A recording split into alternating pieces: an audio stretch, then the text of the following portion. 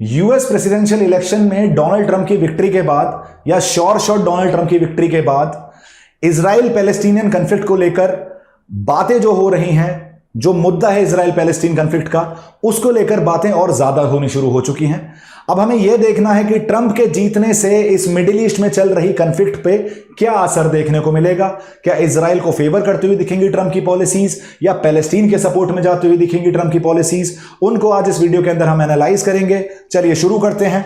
जैसा हमें पता है कि जिस टाइम पे ट्रंप की इलेक्शन कैंपेनिंग चल रही थी, उन्होंने प्रॉमिस किया था कि इजराइल पैलेस्टीनियन कॉन्फ्लिक्ट का एक फाइनल इलाज, एक फाइनल सॉल्यूशन की तरफ मूव करने की कोशिश करेंगे डोनाल्ड ट्रंप। लेकिन इसमें बहुत बड़ा सवाल यह है कि एक मात्र एक स्टेटमेंट था, किस तरीके से इसको किया जाएगा, किस तरीके से इस कॉन्फ्लिक्ट को खत्म किया जाएगा, उसके बारे में डोनाल्ड ट्रंप ने कुछ भी नहीं बोला है।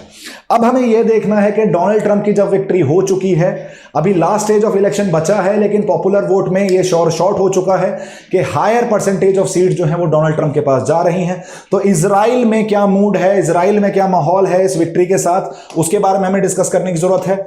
बेंजामिन नेतन्याहू जो इजराइल के पीएम है, उनका डोनाल्ड ट्रंप के साथ काफी क्लोज रिलेशनशिप है और उनका कहना है कि ट्रंप का जीतना ग्रेटेस्ट कमबैक है हिस्ट्री का। मतलब एक पॉजिटिव मूड देखने को मिल रहा है आपको इजरायली पीएम बेंजामिन नेतन्याहू का। साथ ही साथ यह भी देखने को मिल रहा है कि लगभग 67% ऑफ इजरायलीज, 67% इजराइल की जनता ट्रंप के आने से खुश है। ट्रंप के आने को वो पॉजिटिव तरीके से देखते हैं कि अब जो इजराइल पैलेस्टीनियन वॉर चल रही है या इजराइल ईरान वॉर चल रही है, उसमें ट्रंप ज्यादा एसेटिवली इजराइल को सपोर्ट करता हुआ दिखेगा और इजराइल के इंटरेस्ट को बेटर तरीके से इजराइल अचीव भी कर पाएगा with the help of US. अब हमें यह देखना है कि इससे पहले कि हम आने वाली एडमिनिस्ट्रेशन, जो ट्रंप एडमिनिस्ट्रेशन स्टेप्स लेगी, उसको समझने के लिए हम ये देखते हैं कि जब डोनाल्ड ट्रंप का फर्स्ट टर्म था, दैट इज फ्रॉम 2016 टू 2020, तब उन्होंने ऐसे कौन कौन से मेजर्स लिए जिससे हम ये आइडिया लगा सकते हैं कि ट्रंप किस तरफ ज्यादा टिल्ट होते हुए दिखेंगे, किसके सपोर्ट में ज्यादा आते हुए दिखेंगे।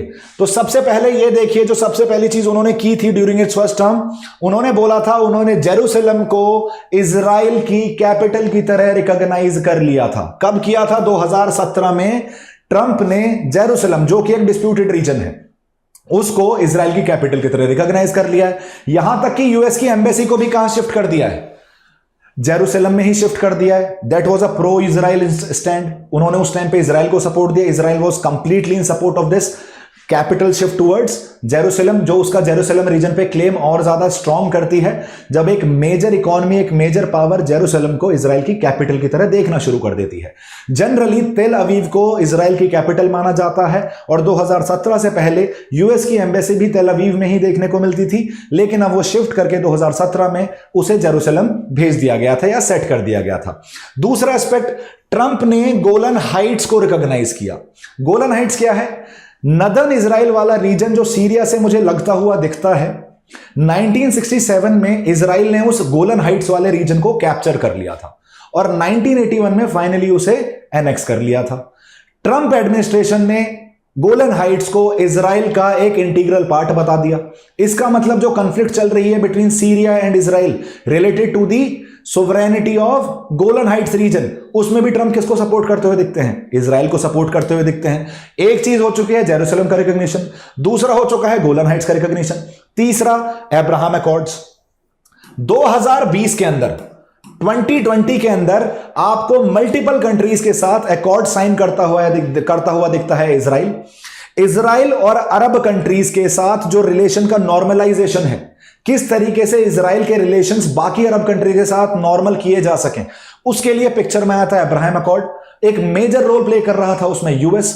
इसमें क्या देखने को मिल रहा है? इन अब्राहम अकॉर्ड्स के अंदर बहुत सारे नॉर्मलाइजेशन एग्रीमेंट साइन किए गए इजराइल और काफी सारे अरब नेशंस के बीच में। ये कौन कौन से अरब नेशंस हैं? इसमें यूएई इन्वॉल्व है, बहराइन इन्वॉल्व है, अफ्रीका का सूडान इन्वॉल्व है, अफ्रीका का मोरक्को इन्वॉल्व है। बेसिकली ये जो अब्राहम अकॉर्ड्स हैं, this was not confined to Arab region, ये मैना कंट्रीज को इंक्लूड कर रहा था। और मैना कंट्रीज हम बोलते हैं middle eastern and north African Muslim countries को, राइट? तो अब्राहम अकॉर्ड के बाद भी आप कहीं ना कहीं देख रहे हो कि इजराइल जो है अरब वर्ल्ड के साथ नॉर्मलाइजेशन ऑफ रिलेशंस की बात कर रहा है, through these Abraham Accords with the help of Trump administration in US।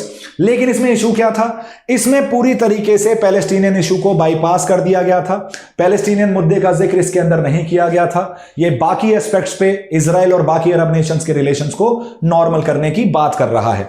मतलब ये जो तीनों एस्पेक्ट्स अभी तक आपने देखे हैं, इसमें शॉर्ट तरीके से आप कह सकते हो कि ट्रंप एडमिनिस्ट्रेशन जो है वो इजराइल की तरफ ज्यादा इंक्लाइंड और टिल्टेड दिखती है। इसके अलावा सऊदी, आपको पता है मिडिल ईस्ट के अंदर Mohammed bin Salman, historically Saudi Arabia America का एलाई रहा है, इजराइल भी अमेरिका का एलाई है। तो दोनों एलाइज के बीच में रिलेशन को बेटर करने के लिए भी जोर दिया था ट्रंप ने। उन्होंने सऊदी के साथ रिलेशन के नॉर्मलाइजेशन की बात करी। अब सऊदी एक मेजर पावर है अरब वर्ल्ड के अंदर। अगर सऊदी और इजराइल के रिलेशन नॉर्मलाइज हो जाते हैं तो कहीं ना कहीं पैलेस्टीनियन मुद्दे को दबा दिया जाएगा। बाकी अरब वर्ल्ड भी किसके साथ खड़ा हुआ दिखेगा? इजराइल के साथ खड़ा हुआ दिखेगा, जिसकी वजह से आपको मिडिल ईस्ट की पूरी जियोपॉलिटिक्स चेंज होती हुई दिख सकती है, रिफॉर्म होती हुई दिख सकती है। लेकिन यह रिफॉर्म इजराइल के फेवर में आता हुआ दिखेगा, पैलेस्टीन के फेवर में आता हुआ नहीं दिखेगा।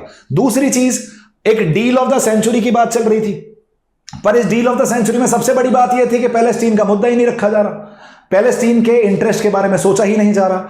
ट्रंप ने बोला था, एक ऐसा प्लान बनाया इजराइल पैलेस्टीनियन कॉन्फ्लिक्ट को खत्म करने के लिए, जिसमें यह बोला गया कि इजराइल जो वेस्ट बैंक के सेटलमेंट्स हैं उन्हें एनेक्स कर सकता है। इजराइल के एनेक्सेशन को आपने एक्सेप्ट कर लिया at the cost of Palestinian sovereignty, at the cost of Palestinian voice. दूसरी चीज, इसमें ऑटोनॉमी जो पैलेस्टीनियंस को प्रोवाइड की जाएगी इस एनेक्सेशन के बाद वो लिमिटेड होगी। मतलब पैलेस्टीनियन कॉज, जो पैलेस्टीनियन आवाज है, जो पैलेस्टीनियन सोवरेनिटी है, उसके सपोर्ट में डील ऑफ द सेंचुरी जाती हुई नहीं दिख रही थी। मैं वापस रिपीट कर रहा हूं, पुराने एडमिनिस्ट्रेशन के अगर 5 बड़े फैसले देखे जाएं, सबसे पहला recognition of Jerusalem as the capital of Israel, दूसरा गोलन हाइट्स को इजराइल का हिस्सा मानना, तीसरा अब्राहम अकॉर्ड, चौथा सऊदी के साथ रिलेशन को नॉर्मलाइज करना, और पांचवा जो डील ऑफ द सेंचुरी में आप इजराइल के एनेक्सेशन को कहीं ना कहीं सपोर्ट करते हुए दिखते हो और वो 2 नेशन सॉल्यूशन या 2 स्टेट सॉल्यूशन के अगेंस्ट जाता हुआ दिखता है ये एस्पेक्ट। अब जो आज की डेट में मिडिल ईस्ट में सिचुएशन बनी हुई है और जो टेंशन राइज हो रहा है, जो मिडिल ईस्टर्न कॉन्फ्लिक्ट एक ग्लोबल इंस्टेबिलिटी का कारण बनी हुई है, उसमें यूएस का इंटरवेंशन कितना ज्यादा जरूरी है और क्यों जरूरी है, और किस तरीके से वो इंटरवेंशन इस कॉन्फ्लिक्ट को मोल्ड कर सकता है, किस डायरेक्शन में लेके जा सकता है, उसके बारे में डिस्कस करते हैं। यूएस का एक मेजर रोल है मिडिल ईस्टर्न कॉन्फ्लिक्ट में। देखो, इजराइल बनाया ही यूएस द्वारा गया है। जब भी इजराइल की लड़ाई हुई है, चाहे कितने भी नेशंस आ जाएं, पीछे आपको अंकल सैम यूएस खड़ा हुआ दिखता है। और इजराइल इसलिए आज तक एक भी वॉर नहीं हारा है, उसमें उसकी खुद की भी कैपेबिलिटी है, साथ के साथ वेस्टर्न वर्ल्ड का सपोर्ट भी है। तो आप ये एक्सपेक्ट करेंगे कि पैलेस्टीन का सपोर्ट करना शुरू कर देगा यूएस, तो वो खुद में ही एक एक्सेजरेटेड एक्सपेक्टेशन है। सपोर्ट तो इजराइल का ही होगा, पर क्या वो पैलेस्टीनियन कॉज के बारे में सोचेंगे भी, इस बात का मुद्दा हमें तय करना है। यह हमें देखना है, क्या ट्रंप पैलेस्टीनियन कॉज को बिल्कुल भी तवज्जो प्रोवाइड करते हैं, बिल्कुल भी इंपॉर्टेंस प्रोवाइड करते हैं या फिर नहीं। यूएस का जो रोल है मिडिल ईस्टर्न कॉन्फ्लिक्ट में, सबसे बड़ा यह रहना चाहिए कि उसे जो ऑनगोइंग टेंशंस हैं उन्हें एड्रेस करने की जरूरत है, चाहे वो इजराइल के एक्शन गाजा में हो, चाहे वो इजराइल के एक्शन लेबनान में हो। जो ह्यूमन राइट्स वायलेशन चल रहा है, जो सिविलियन कैजुअलिटीज हो रही हैं, जो इजराइल ईरान कॉन्फ्लिक्ट आज की डेट में राइज होती हुई दिखती है, तो बीइंग एन ग्लोबल हेजेमनी, जब आप अपने आप को एक ग्लोबल पावर कहते हो, ग्लोबल हेजेमनी कहते हो, तो दुनिया में पीस मेंटेन करने की रिस्पॉन्सिबिलिटी भी आपके हाथ में आ जाती है। तो यूएस को एक मेजर रोल प्ले करना पड़ेगा मिडिल ईस्ट के अंदर, और कोशिश करनी पड़ेगी कि उसमें वो बायस ना हो, तभी इस कॉन्फ्लिक्ट का रिजोल्यूशन भी निकाला जा सकता है। अदरवाइज ये कॉन्फ्लिक्ट और ज्यादा एस्केलेट होती हुई दिख सकती है। दूसरी चीज, ट्रंप ने वादा तो किया अपने कैंपेनिंग के टाइम पे कि इजराइल पैलेस्टीन कॉन्फ्लिक्ट को खत्म कर देंगे, लेकिन इसके लिए कोई डिटेल्ड प्लान उन्होंने प्रोवाइड नहीं किया। मतलब काफी ज्यादा इजराइल को लेके जो ट्रंप की पॉलिसी है उनकी इलेक्शन कैंपेन के टाइम पे जो दिखी, वो काफी ज्यादा एम्बिगुअस थी, उससे किसी निष्कर्ष पे पहुंच पाना इम्पॉसिबल था। जो ट्रंप और नेतन्याहू का रिलेशन है वो काफी ज्यादा क्लोज है। नेतन्याहू ज्यादा खुश ट्रंप के जीतने पे इस वजह से हैं क्योंकि इजराइल के इंटरेस्ट और जिस तरीके से ट्रंप यूएस के इंटरेस्ट को देखते हैं वो अलाइन करते हैं, वो सिनर्जाइज करते हैं। इसलिए नेतन्याहू को पता है कि ट्रंप एडमिनिस्ट्रेशन के आने के बाद यूएस का सपोर्ट टुवर्ड्स इजराइल वो आपको बढ़ता हुआ ही दिखेगा। ट्रंप की पोजीशन जो है इजराइल के अंदर वो नॉन इंटरफेरेंस की देखी जाती है, मतलब कि अगर इजराइल कोई मिलिट्री एक्शन ले भी रहा है तो जनरली यूएस उसमें इंटरफेयर नहीं करेगा। यूएस किसी भी तरीके से इजराइल के ह्यूमन राइट्स वायलेशन पे सवाल खड़े नहीं करेगा, चाहे वो पैलेस्टीनियन इशू की बात हो, चाहे वो किसी और इशू की बात हो, और स्पेशली अगर पैलेस्टीनियन इशू की बात हो तो इजराइल को क्वेश्चन नहीं किया जाएगा, जो नेतन्याहू के लिए बेनिफिशियल दिखता है, जो नेतन्याहू के इंटरेस्ट में फंक्शन करता हुआ दिखेगा। Next, international consensus. जब ट्रंप एडमिनिस्ट्रेशन फंक्शन कर रही थी लास्ट टर्म, फर्स्ट टर्म में 2016 से 2020 के बीच में, तब जनरली हमें देखने को मिला था यूएस ने जो इंटरनेशनल स्टैंड है ना इजराइल के सेटलमेंट्स का, जो वेस्ट बैंक में इजराइल के सेटलमेंट हैं या जो गोलन हाइट्स में इजराइल के सेटलमेंट्स हैं, उसमें जो इंटरनेशनल पर्सपेक्टिव था, जो इंटरनेशनल एग्रीमेंट पे आप पहुंचे थे, उससे यूएस ने एग्री नहीं किया। उसने वेस्ट बैंक में इजरायली सेटलमेंट्स को एक्सपेंशन की बात करी, उसने गोलन हाइट्स को इजराइल का पार्ट बता दिया।